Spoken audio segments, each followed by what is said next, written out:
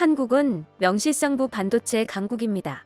그러한 한국의 대표적인 반도체 기업인 삼성전자는 세계 최초로 3나노 파운드리 반도체 양산에 성공하며 전 세계의 주목을 받기도 했는데요.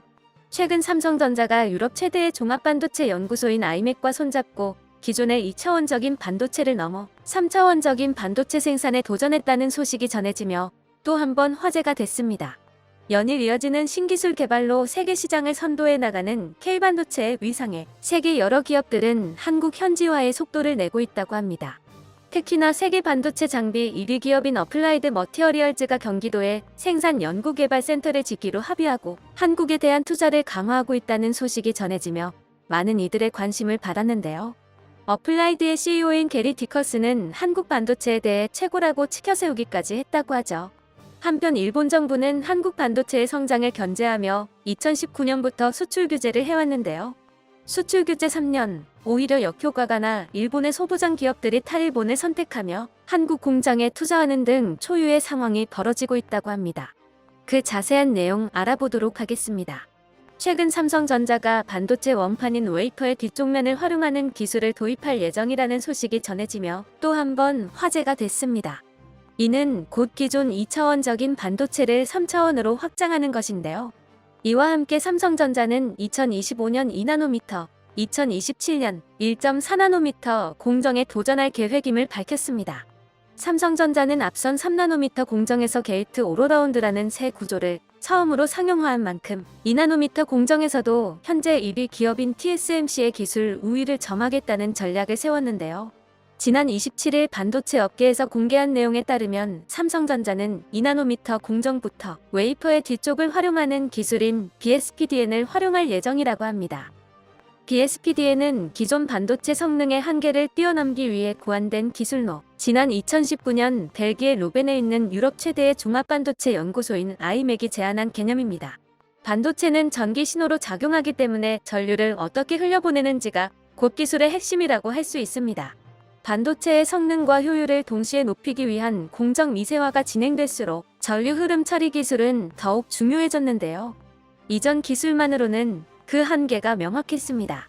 그 한계를 처음 해결한 것은 2011년 인텔이 상용화한 핀팩 구조였습니다. 전류가 지나가는 통로를 3개로 만들어 마치 지느러미처럼 철 모양으로 배치한 것인데요. 핀팩 구조 역시 더 세밀한 회로에서는 이전과 같은 문제가 발생했습니다. 그래서 새롭게 개발된 기술이 바로 GAA 기술입니다. GAA 기술은 기존의 문제 해결을 위해 전류가 흐르는 통로 상하 좌우, 사면을 회처럼 감싸는 방법을 도입했는데요. GAA의 구조 특성상 전류의 흐름성이 더 좋아질 수밖에 없는 구조이기에 보다 더 세밀한 회로를 그리는 게 가능해졌지만 기술을 상용화한 회사는 없었습니다. 세계 최초로 삼성전자가 GAA를 개선하여 MBCFET라는 구조를 독자 개발해 3나노미터 공정에 적용하기 시작했고 초미세 공정을 선도하기 시작했습니다.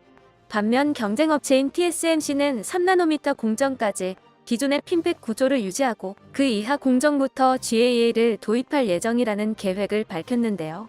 삼성전자가 3나노미터 양산을 시작한 지 4개월이 지나도록 양산 소식이 들려오지 않고 있으며 내년으로 연기될 가능성이 커지고 있습니다. 삼성전자는 현재에 머무르지 않고 계속해서 기술 개발에 박차를 가하고 있습니다. GAA보다 한 차원 높은 수준의 기술로 여겨지는 BSPDN 개발에 도전장을 내민 것인데요. BSPDN은 전류의 흐름을 원활하게 하기 위해 구조를 바꾸는 방식에서 더 나아가 웨이퍼 뒤쪽의 전기 전달을 위한 새로운 구조를 짜는 방식의 신기술입니다. 현재 반도체가 웨이퍼 한쪽만을 사용하는 2D 형태라면 BSPDN은 웨이퍼의 앞뒤를 모두 사용하는 3D 형태죠. 웨이퍼 전면에는 논리적인 연산 작업을 수행하는 로직 기능으로만 채우고 후면에는 전력이나 신호 전달을 수행하는 라우팅 기능을 넣습니다. 그로 인해 기존의 로직과 전력, 신호 라우팅이 모두 빡빡하게 들어가야 했던 웨이퍼 전면에 여유가 생기게 되고 그만큼 더 세밀한 회로를 새길 수 있게 됩니다. 지난해 아이맥이 세계 최고 권위의 반도체 합회의 글씨 심포지엄에서 발표한 논문에 따르면 BSPDN 기술을 활용하게 되면 기존의 웨이퍼 전면만으로 만들어진 반도체에 비해 성능과 효율 모두 월등히 높아진다고 합니다. BSPDN 기술에 더욱 세밀한 회로를 적용한다면 초미세 공정으로 인한 시너지 효과도 기대할 수 있습니다. 지난 6월 이재용 삼성전자 부회장은 벨기에 루벤 아이맥 본사를 찾아 르쿠반덴 호보 아이맥 최고 경영자를 만났습니다. 두 사람은 이 자리에서 반도체 분야의 최신 기술과 연구개발 방향 등을 논의했는데 업계 관계자들은 이 자리에서 2나노미터 공정에 관한 얘기가 오갔을 것으로 보고 있습니다. BSPD에는 지금까지와는 전혀 다른 개념의 기술이기 때문에 이를 완성하기 위해 반도체 전체 공정에 대한 혁신도 필요한데요. 기존보다 훨씬 더 정교한 공정 기술이 도입돼야 할 것입니다. 이번 삼성전자의 BSPDN 기술 도입 소식에 대해 한 업계 관계자는 삼성전자가 3나노미터로 앞선 초미세 공정 경쟁에서 한 발짝 멀리 나가기 위해 승부수를 띄운 것으로 해석된다며 기술을 주도하는 회사라는 신호를 시장에 던져줄 수 있을 것으로 기대된다고 밝혔습니다. 이렇게 세계 시장을 선도해 나가는 K반도체의 위상에 세계 여러 기업들이 한국 현지화의 속도를 내고 있다고 하는데요.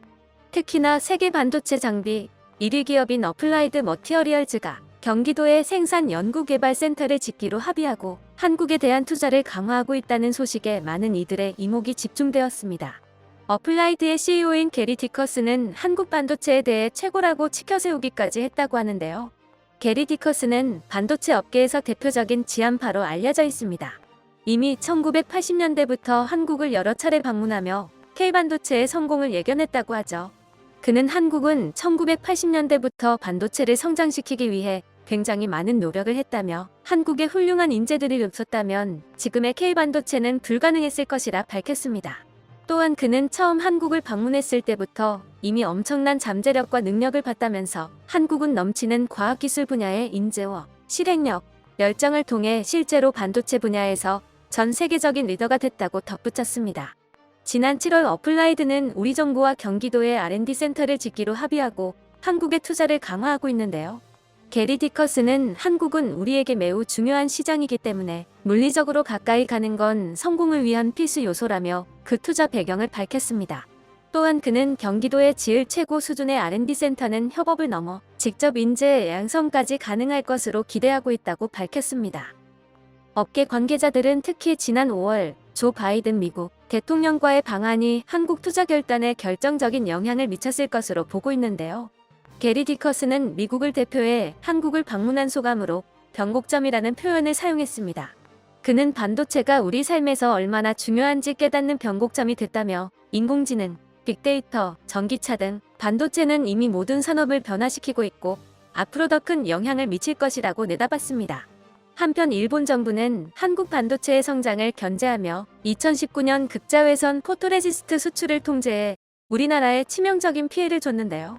수출 규제 3년, 오히려 역효과가 나 일본의 소부장 기업들이 탈일본을 선택하며 한국 공장에 투자하는 등 초유의 상황이 벌어지고 있다고 하죠. 최근 일본의 반도체 화학 소재 기업인 JSR은 생산 연구개발 한국 현지화에 나섰습니다.